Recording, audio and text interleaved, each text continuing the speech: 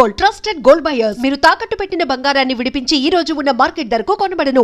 Ladies and gentlemen, అతనికి మళ్ళీ నోరు రాదని డాక్టర్లు చెప్పేసారు. His mouth no strict. కనీసం నచ్చిగా కూడా మాట్లాడలేదా? లేదు, మాటలు వచ్చి తీరుతాయని అమ్మగారు చెప్పారు.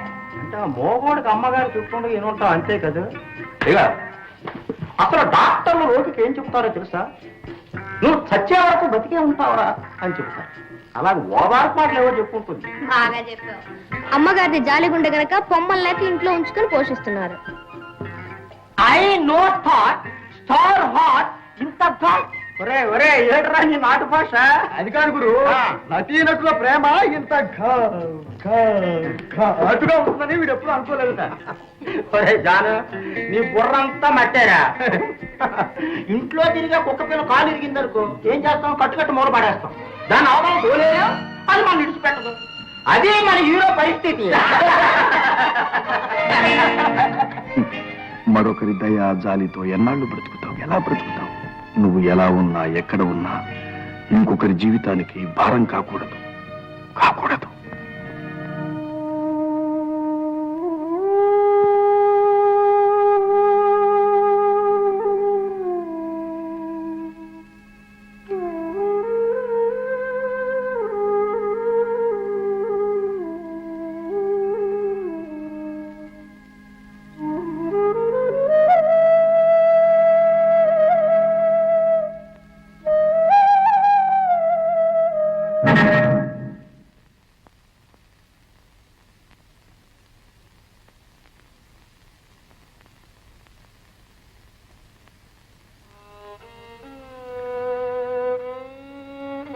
నన్ను వదిలి వెళ్ళిపోతున్నావా గోపి? నేనేమైనా తప్పు చేశానా? చూడు గోపి, అందరినీ విడిచిపెట్టి నీతో చాలా దూరం వచ్చేశాను. మధ్యలో నన్ను ఒంటరిదాన్ని చేసి వెళ్ళిపోతావా? నీ దురదృష్టాన్ని మరిపించాలని సతమతం అవుతున్నాను. నాకు దూరమై నన్ను దురదృష్టవంతురాల్ని చేస్తావా? గోపి, ఇక్కడ ఉండడం నీకు ఇష్టం లేదా? నాకు తెలుసు గోపి, ఇన్నాళ్ళు నిన్ను ఆరాధించిన వాళ్ళే ఈనాడు దీనంగా పలకరిస్తుంటే ఇక్కడ నువ్వు బ్రతకలే. వీళ్ళ దయా జాలి నిన్ను చిత్రవద చేస్తాయని నాకు తెలుసు గోపి. ఇక్కడి నుంచి వెళ్ళిపోదాం. నిన్ను అర్థం చేసుకుని ఆ పల్లె ప్రజల మధ్యకే వెళ్ళిపోదాం. కన్న తల్లిలా కడుపులో దాచుకుని ఆ ప్రకృతి మాత ఒడిలోకే వెళ్ళిపోదాం. అవును గోపి, నీతో కూడా నన్ను తీసుకువెళ్ళు. నీ నీడలో నాకు కూడా చోటివ్వు.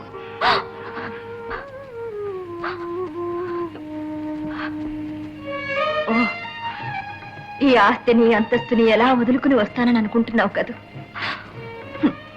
ఆడదాని మనసు నువ్వు అర్థం చేసుకోలేదు గోపి. మగవాడు మనిషిని ప్రేమిస్తాడు, ఆడది మనసుని ప్రేమిస్తుంది, పవిత్రంగా ఆరాధిస్తుంది. చూసావా, రాముడు తండ్రి మాట కోసం అడవులకు వెళ్ళాడు. సీత భర్త నీడ కోసం అడవులకు వెళ్ళింది. రాముడు ప్రజల కోసం ఆమె ప్రేమను శంకించాడు. ఆ మహాసాధ్వి భర్త మాట కోసం అగ్ని ప్రవేశం చేసింది.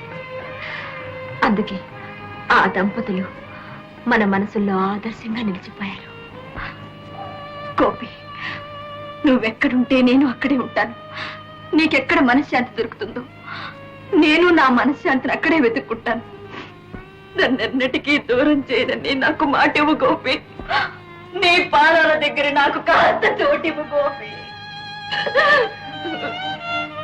నా ఈ చిన్న కోరికను మన్నించు గోపి, మన్నించు గోపి. అలా జరగడానికి వీల్లేదు. ఆ మూగవాడి కోసం ఇంతమందిని అన్యాయం చేసిపోవడానికి వీల్లేదు.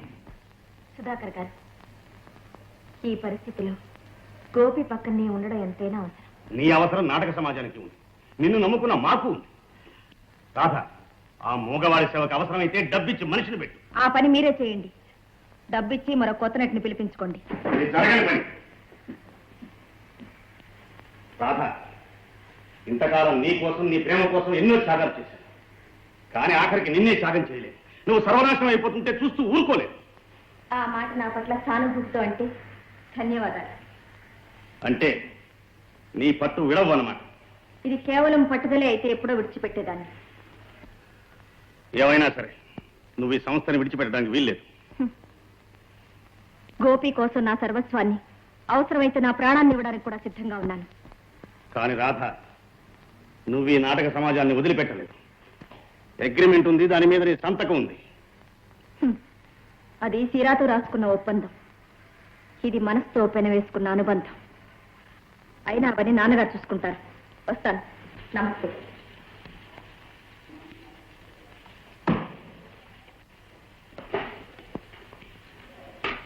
రావు, వెళ్ళి దశరథరావుని పిలుచురా, అర్జెంట్.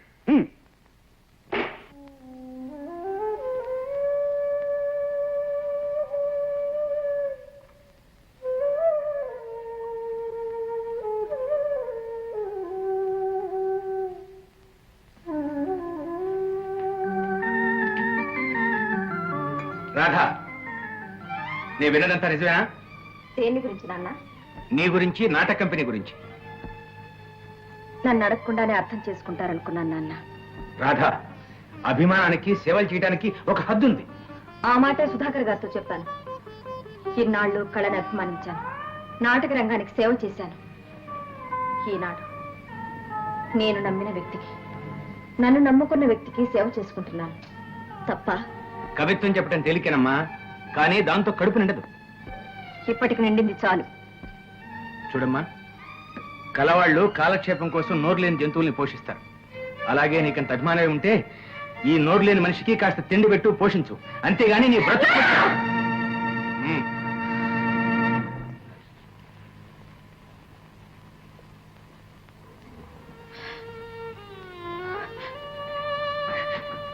గోపి, గోపి, నాన్నేం మాట్లాడుతున్నాడో నాన్నకే తెలీదు. ఉద్రేకం లేదు, మాడుతూలేడు అంతే.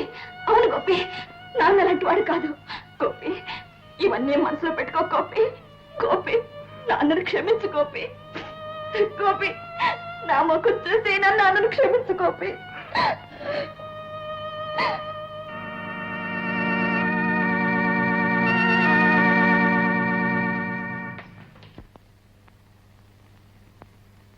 నాన్న వచ్చి క్షమాపణ చెప్పు. ఏమిటి, కన్న తండ్రిని నన్ను క్షమాపణ చెప్పమంటావా? కాదు, తప్పు చేసిన మనిషిని తల వంచుకోమంటున్నాను. తండ్రే కాదు, దేవుడైనా సరే నా భర్తను అవమానించే హక్కు ఎవరికీ లేదు. భర్త? ఎప్పటి నుంచి? నేను హృదయాన్ని ఆయనకు అర్పించినప్పటి నుంచి, నువ్వు మనసారా మమ్మల్ని ఆశీర్వదించినప్పటి నుంచి. నాన్న, పెళ్లికి సంఘం పెట్టిన గుర్తు మంగళసూత్రం, స్త్రీ పెట్టుకున్న గుర్తు మనస్సు. ఏ నాన్న, నువ్వు నీ నోటితో ఈ పెళ్లికి ఒప్పుకున్నావా లేదా? ఆ రోజులు వేరు, ఆ పరిస్థితులు వేరు. ఎందుకని? ఆయనకు మాట పోయిందనేగా. నలుగురు ముందు నా మెళ్ళలో తాళి కట్టిన తర్వాత ఈ ప్రమాదం జరుగుంటే ఈ మాట అనగలిగి ఉండేవాడివా నాన్న? రాధా, అది తప్పని పరిస్థితుల్లో రాజీ పడటం, ఇది తెలిసి విషయం తీసుకోవటం. ఆ విషయం నీ ఆలోచనలో ఉంది నాన్న. మా ఇద్దరికి పెళ్ళైన తర్వాత ఈ ప్రమాదం నాకే జరుగుంటే ఆయన నన్ను వదిలేసి మరొకరిని పెళ్లి చేసుకుంటే నువ్వు హర్షించేవాడివా నాన్న? కన్న తండ్రిగా నీ మనస్సు ఎంత తప్పించిపోయేది. ఆయన ఒక తల్లి కన్నబిడ్డే. ఆయన్ని కన్న తల్లి కూడా ఏ లోకాల్లోనే ఉండి తన బిడ్డకు అన్యాయం జరగకూడదని 1000 దేవుళ్లకు మొక్కుకుంటూ ఉంటుంది. ఒక్కరైనా ఈ కష్టంలో ఆయన ఆదుకోరా అని ఆతృత పడుతూ ఉంటుంది. ఏనన్నా, కాదంటావా? సమాధానం చెప్పు.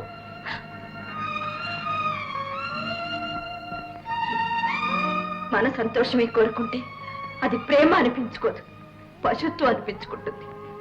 ఇది వరకటి కంటే ఇవాళ నా అవసరం ఆయనకి ఎంతైనా ఉంది. నోరు విప్పి మనసులోని బాధ చెప్పుకోలేరు. ఇది కావాలని అడగలేడు. ఆడది కేవలం భర్త హృదయంలో రాణిగానే కాదు, అవసరమైనప్పుడు తల్లి కావాలి, దాసి కావాలి.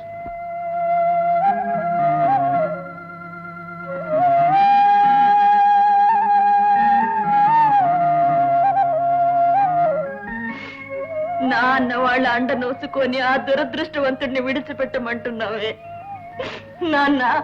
కన్న తండ్రి వయ్యుండి ఇదేనా నాకు నువ్వు చెప్పవలసిన మాట? మాట్లాడవే నాన్న, మాట్లాడవే. అమ్మా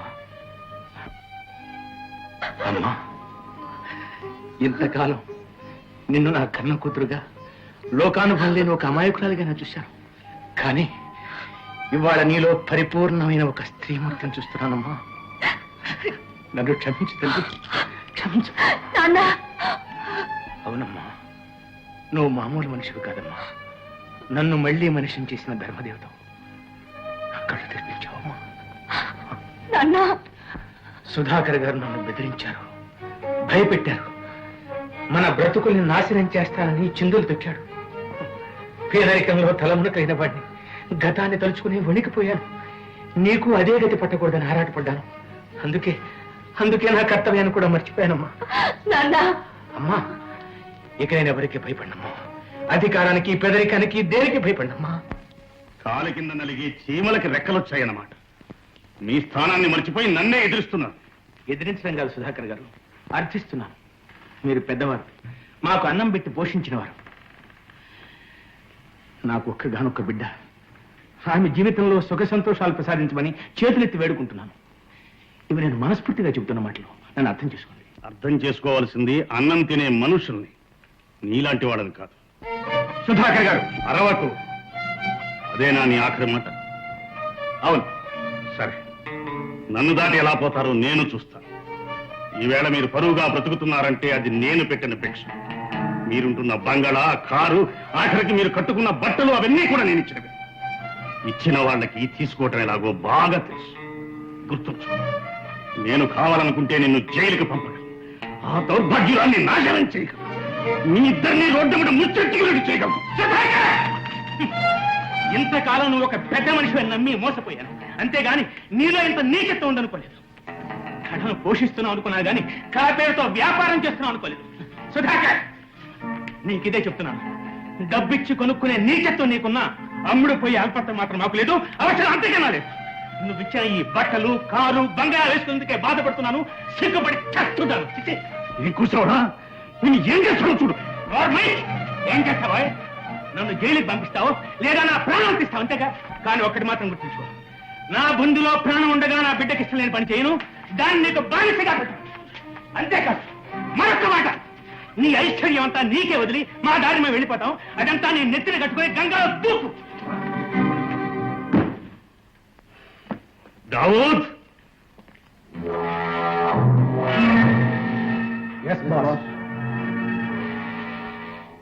దౌర్భాగ్యుడు తన డబ్బు హోదా చూపించి మనుషుల్ని కొడాలని చూస్తారా? వీడి డబ్బు ఎంత, వీడెంత? బాబు, నువ్వేం బాధపడకు. ఇలాంటి వాడితో తెగదింపులు చేసుకోవడం మంచిది. డబ్బు లేకపోతే గంజి తాగి బ్రతుకుతాం కానీ ప్రాణాలేం పోవు కదా.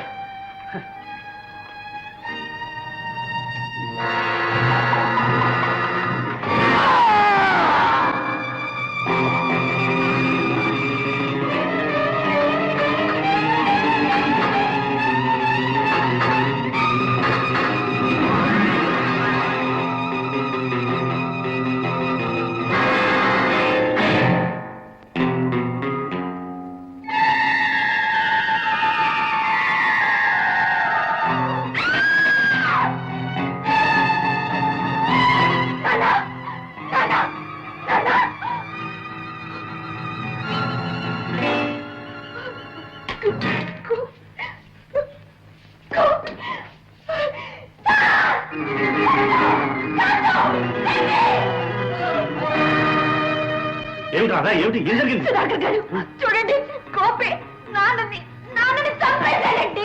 చూడండి.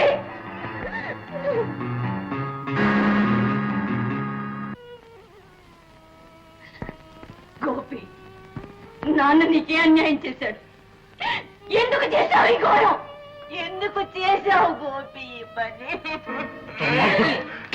ఎందుకు ప్రాణం తీస్తావా?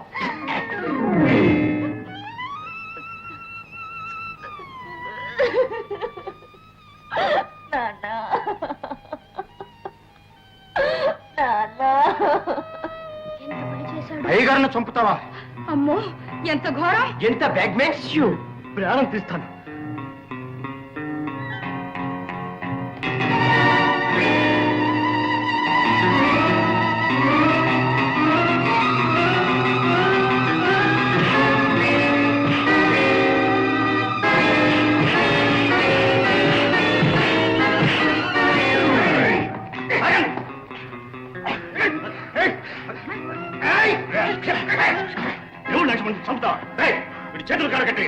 ఆగండి, అతన్నేమి చేయకండి.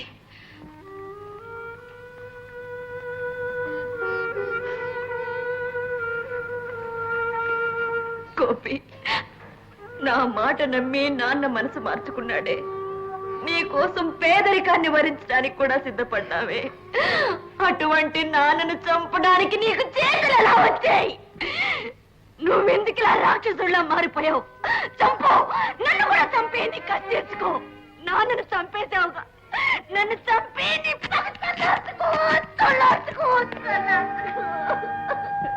రాధ, వీడితో మాట్లాడిన ఒకటే, గోడతో మాట్లాడిన ఒకటే. వీడిని ఏం చేసినా పాపం లేదు. ఇలాంటి రాక్షసుల్ని ఉరి తీయించాలి. ఇప్పుడే పోలీసులు ఫోన్ చేస్తాను. శిక్ష. Hello, police station. నేను సుధాకర్ని మాట్లాడుతున్నాను. సుధాకర్ గారు, నా మాట వినండి. నీకు తెలియదు రాధ, హత్య చేసిన వాడిని ఊరికి వదిలితే. హలో హలో హలో రాధ, అతన్ని నా అంతటి నేను ఉరికమ్మ ఎక్కించలేను సుధాకర్ గారు. అది నా చేత కాదు. రాధ, నీ తెలివి తక్కువతనమే వాడిని ఇంతవరకు తీసుకొచ్చింది. ఇంకా ఈ పిచ్చి పనికిరాదు. వాడు హంతకుడు. హత్య చేసిన వాడు శిక్ష అనుభవించాలి. సుధాకర్ గారు, అతను హంతకుడు కాదండి. అతనికి మతి చెల్లించింది. లేకపోతే చేతిలో ఇంత ఘోరాన్ని చేయలేడు. ఏమైనా సరే వాడు శిక్ష అనుభవించవలసిందే తప్ప. సుధాకర్ గారు, మీ కాళ్ళు పెట్టుకుంటాను. అతన్ని విడిచిపెట్టండి. నా చేతే ఈ పాపాన్ని చేయించకండి. నేను అతన్ని మనసారా ప్రేమించాను సుధాకర్ గారు. ప్రేమకు ప్రతిఫలం ప్రాణం తీయడం కాదు, ప్రాణం పోయడం.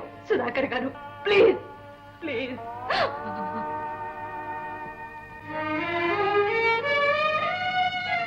గోపి, నన్నేం చేయమంటావు? నువ్వు నాకు తీరని ద్రోహం చేసినా నీ మీద ప్రేమ నన్ను కట్టిపడేసింది. ఇంత ఘోరం జరిగాక ఇక నిన్ను చూడలేను. జరిగిన అనర్థాన్ని తలుచుకుంటూ బ్రతకను లేను.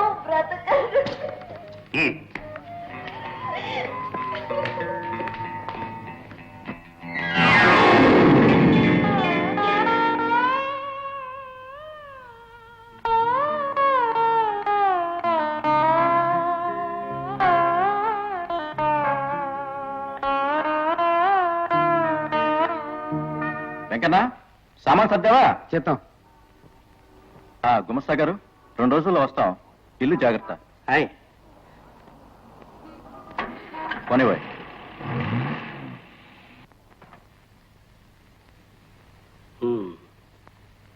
అయితే ఎవరి మీద మీకు అనుమానం లేదన్నమాట. సుధాకర్ గారు, అసలు ఈ హత్య ఎలా జరిగిందో అర్థం కావడం లేదు. డబ్బు గాని నగలు గాని పోలేదంటున్నారు. కిటికీ తలుపులు మూసే ఉన్నాయి. అయినా హంతకుడు పరారీ అయ్యాడంటే వచ్చేసరికి పరారయ్యాడు ఇన్స్పెక్టర్. హాలు తలుపులు తెరిచున్నాయి. I see. అన్నట్టు గోపీనాథ్ ఇక్కడే ఉంటున్నాడు కదూ? ఉండేవాడు, ఇప్పుడు లేడు. అంటే హత్య జరిగే సమయానికి ఇక్కడ లేడంటారా? అవునండి, 2 రోజుల క్రితమే వాళ్ళ చెల్లెల్ని బావగారిని చూడడానికి వైజాగ్ వెళ్ళారు.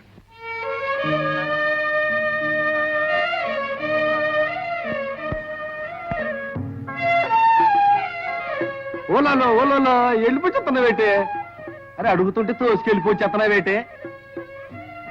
అయ్యగారు అమ్మగారు ఊరికి వెళ్ళిపోయినారు. ఇదేం ధర్మసత్రగా తొంగనానికి వెళ్ళు. అరే, మనిషి కదటే నీకు చెప్పేది. పోమంటుంటే నీకు కదో. అరే పోవయా. అరే పోవాయంటే నాస పెట్టేస్తున్నాడు. నాసాని అల్లవా. అన్నయ్య ఇంట్లో నిన్నట్టున్నాడే. అదే చూస్తున్నాను. మేడం మీదకి వెళ్ళి చూడు. కాంతం, ఇల్లంతా నిశ్శబ్దంగా ఉంది. ఇంట్లో ఎవరు లేరా? అదేమిటి అలా ఉన్నావు? నమస్కారం అండి. ఎందుకు వచ్చారు? అదేమిటండి, మా అన్నయ్యని వదిన్ని. మీ అన్నయ్య ఇక్కడ లేడు, ఇక రాడు. ఎక్కడికి వెళ్ళాడు? న్యాయంగా జైలుకు వెళ్ళవలసింది. ఏమిటండి? మీ అన్నయ్య రాధ తండ్రిని కూనీ చేశాడు. రైతుల వాడిని బయటకి తరిమేశాం. లేదు, అలా జరగడానికి లేదు. మా అన్నయ్య అలాంటి పని ఎన్నటికి చేయడు. మీరు పొరపడుతున్నారు. అన్నయ్య అపార్థం చేసుకున్నారు. వదిలే ఎక్కడ? రాధను చూడ్డానికి వీల్లేదు. Rawat. Yes boss. All right. Janaki, పోదాం. పద జానకి.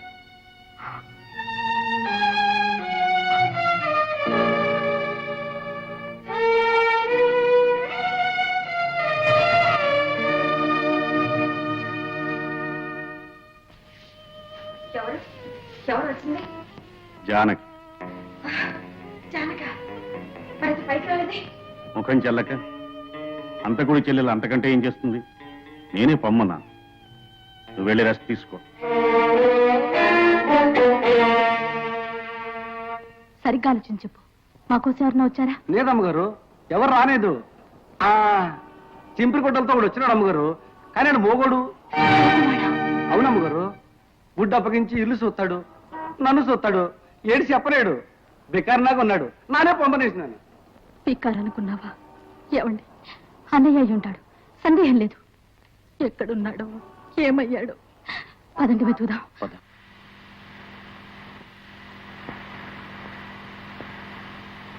కారాపు అప్పు అడుగు అన్నయ్య.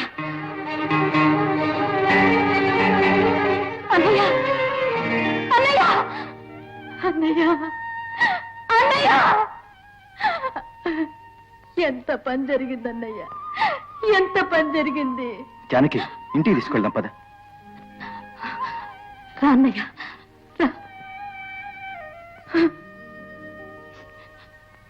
లేదు, నాకు సాధ్యం కాదు. మీరంతా నన్ను అర్థం చేసుకోండి, నన్ను ఇలాగే ఉండనివ్వండి. కానీ మమ్మల్ని నువ్వు అర్థం చేసుకోవాలి. నీకు వచ్చిన కష్టానికి అందరూ బాధపడుతున్నారు. వాళ్ళకి జరిగే నష్టాన్ని నువ్వు కూడా గమనించాలి. అవునమ్మా, అయ్యగారు చెప్పింది ఏం నిజం. నాటక సమాజం మూతపడడానికి వీల్లేదు. నీ మీద ఇందరి జీవితాలు ఆధారపడి ఉన్నాయి. చూడమ్మా, వీళ్ళందరినీ ఒక్కసారి చూడు. నేను నటించలేని గోవిందయ్య గారు. పుట్టెడు దుఃఖంతో ఆనందాన్ని నటించలేను. నేను ఆత్మవంచన చేసుకోలేను. ఇది ఆత్మవంచన కాదమ్మా, ఆత్మత్యాగం. నిన్ను గొప్ప కళాకారునిగా చేయాలనుకున్న నాన్నగారి ఆత్మకు శాంతి కలుగుతుంది. నన్ను క్షమించండి గోవిందయ్య గారు, మీకు చేతులైతే దండం పెడతాను. నాకు ఇక్కడ ఉండడానికే మనస్కరించడం లేదు. ఎక్కడికైనా వెళ్ళిపోవాలి. అలాగే వెళదాం. నువ్వు కావాలంటే మరో చోటుకి వెళ్ళి నాటకాలు వెళ్దాం. అలాగైనా నీకు మనశ్శాంతి కలుగుతుంది. సరేనమ్మా. అదమ్మా తాత, నువ్వు సరేనంటే వైజాగ్లో ప్రదర్శన ఏర్పాటు చేస్తాను. సరేనా? మీ ఇష్టం. పాలు తీసుకో అన్నయ్య.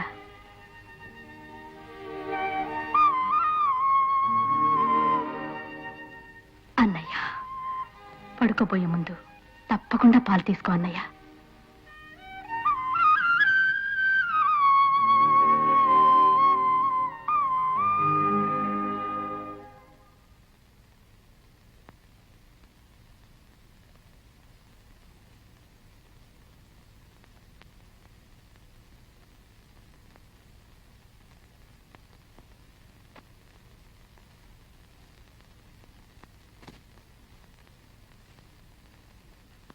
ఏమిటండి ఆలోచిస్తున్నారు? చూడు జానకి, మీ అన్నయ్య హత్యానేరం చేశాడు. అయినా క్షమించే ఔదార్యం రాతకున్నా చుట్టూ ఉండే ప్రపంచానికి ఉండదు. అందుకని అతన్ని ఎక్కడికైనా పంపించేయటం మంచిది. కావాలంటే డబ్బు సహాయం చేద్దాం. ఏమండి? ఆ మాట శాంతమైన జానకి, మనం నలుగురు మధ్య బ్రతుకుతున్నాం. కానీ నలుగురు కోసం బ్రతకడం లేదుగా. అయినా అన్నయ్య ఈ నేరం చేయలేదు. ఎవరు చేశారో చెప్పాలని ప్రయత్నిస్తున్నాడు. చెయ్యలేదని అర్థం చేసుకున్నాను గాని ఎవరు చేశారో అర్థం చేసుకోలేకపోతున్నాను. నీకే అర్థం కాని నిజాన్ని 10 మందిని ఎలా నమ్మమంటావు? ఎలా అర్థం చేసుకోమంటావు? ఏమండి, మీరు ఇలా మాట్లాడతారనుకోలేదు. జానకి, నేను లాయర్ని. మన ఇంట్లోనే ఒక హంతకుడున్నాడని తెలిస్తే నీ భర్త పరువు ప్రతిష్టలు ఏమవుతాయో ఆలోచించావా? ఆలోచించానండి. ఈ తాళి కట్టిన రోజే నీ మంచి చెడ్డలు నా బాధ్యత అనుకున్నాను. నీ పరువుకి భంగం కలిగించే పని ఎంత మంచి పనైనా సరే నేను చెయ్యను. అలాగే రేపు ఉదయమే మా అన్నయ్యని తీసుకొని మా ఊరు వెళ్ళిపోతాను. ఆవేశపడుకు జానకి, నీ మనసు బాధ పెట్టాలని అంటం లేదు. కానీ నా పరిస్థితి...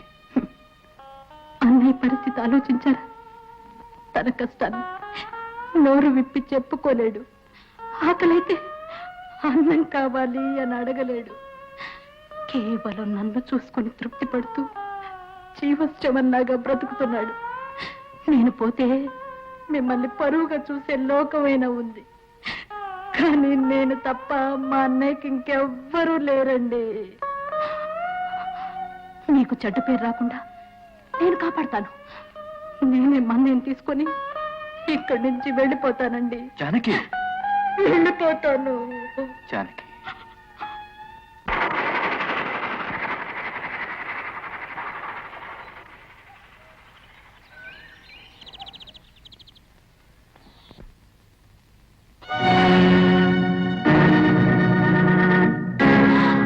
అన్నయ్య, రాధా, జానకిని కలుసుకోవాలన్నావుగా, ఇదిగో పిలిపించా.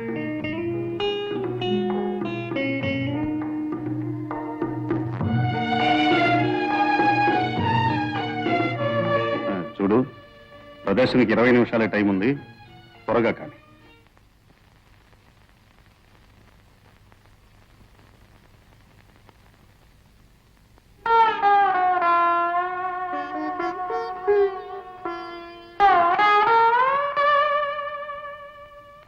కూర్చో, కూర్చోండి.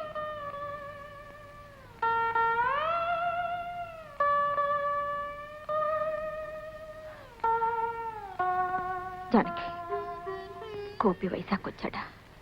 వచ్చాడు. ఎలా ఉన్నాడు? బాగున్నాడా? తెలీదు. ఏ? ఎక్కడికో వెళ్ళిపోయాడు. వెళ్ళిపోయాడా? ఎక్కడికి? ఎందుకని వెళ్ళిపోయాడు? చూడండి, అంతకుండా ఇంట్లో పెట్టుకోవటం అంటే అంత కూడా ఎవరిని హత్య చేశాడు? మీ వాళ్ళనా? మీకు కావలసిన వాళ్ళనా? కాదనుకోండి. ఆయన మీకేం అన్యాయం చేశాడు? నా తండ్రిని హత్య చేశాడు. అయినా నేను క్షమించాను. కానీ మీకు తన సర్వస్వం అనుకున్న చెల్లెల్ని, తన రక్తం పంచుకు పుట్టిన చెల్లెల్ని మీకు ఇచ్చి పెళ్లి చేశాడే. అందుకు మీరేం చేశారు? మీరు దాక్షిణ్యంగా బయటికి గెంటేశారు. కనీసం నిలవ నీడ కూడా లేకుండా చేశారు.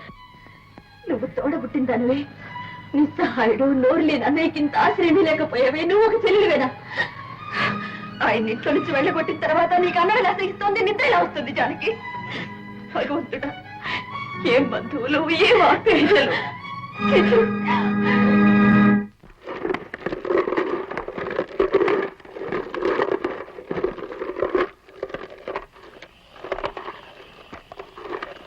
మొగడా, నిన్నే ఏమిటా నసుకుడు పని? నోరు లేదు కదా అని జాలిపడి పనిస్తే దిక్కులు చూస్తూ కూర్చున్నావా? కొట్టుకోట.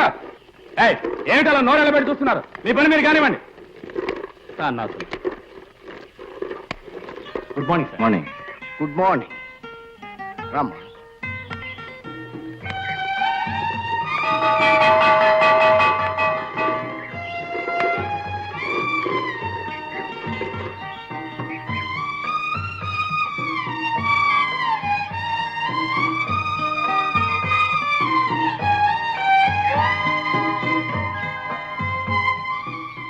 చూడండి, బిల్డింగ్ త్వరగా పూర్తి కావాలి. నా కోసం కాదు, మా అమ్మాయి కోసం. అంటే నేను గొడవ చేస్తున్నాను అన్నమాట. కాదులే అమ్మా.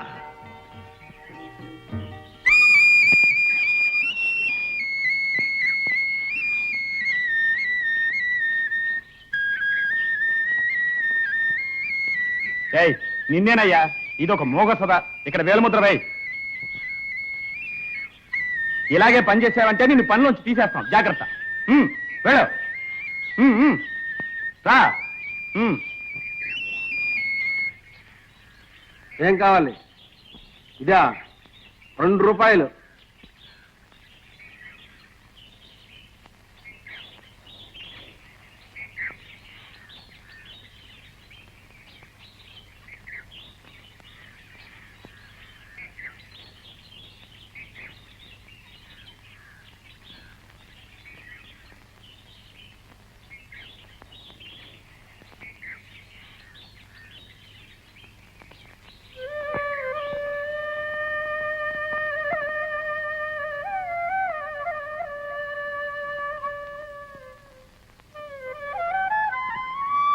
డాడీ, ఆహా, ఎంత మధురంగా ఉందా సంగీతం. ఎవరో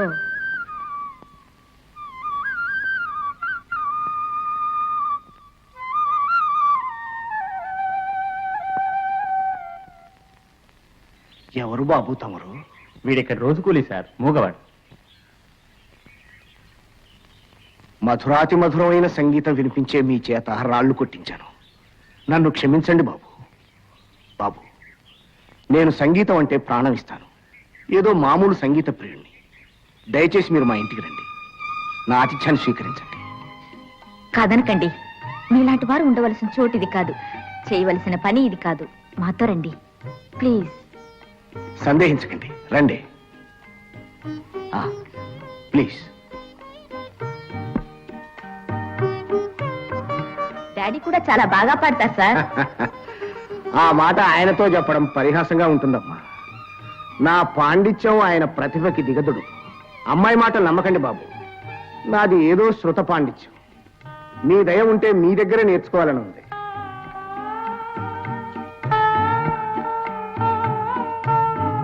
సరేలే, మీరే నేర్చుకుంటే మీ శిష్యులు ఏమవుతారు? మాస్టర్ గారి దగ్గర నేను నేర్చుకుంటాను. ఏం గురుజీ, నాకు సంగీతం నేర్పుతారా? నన్ను మీ శిష్యరికం చేయిస్తారా? మరొక విన్నపం. మీ విద్యను 10 మంది విని ఆనందించాలని నా కోరిక. నేను ఈ ఊళ్ళో రేడియో స్టేషన్ సలహా సంఘ సభ్యుణ్ణి. మీకు అభ్యంతరం లేకపోతే దయచేసి ఒక్కసారి మీ వేణుగానం రేడియోలో వినిపించాలి. Stop stop. గురువు గారికి అభ్యంతరం లేకపోయినా శిష్యురాలికి నాకుంది. ఆయన అంత చవక్గా పాడించేస్తే ఊరుకునేది లేదు. నేషనల్ ప్రోగ్రామ్ అరేంజ్ చేయండి, మీ విన్నపాన్ని గురించి ఆలోచిస్తాం. ఏం గురుజీ? ఏమమ్మా, ఏనుగులు బేరం చేసి పూరి గుడిసెలో ఉంచుతావా? దానికి ఇచ్చే స్థానం దానికి ఇవ్వాల్సిందే. ఆయన ఊ అంటే ఆ సంగీతం ఈ దేశం అంతటా వినిపించేట్టు చేస్తాను.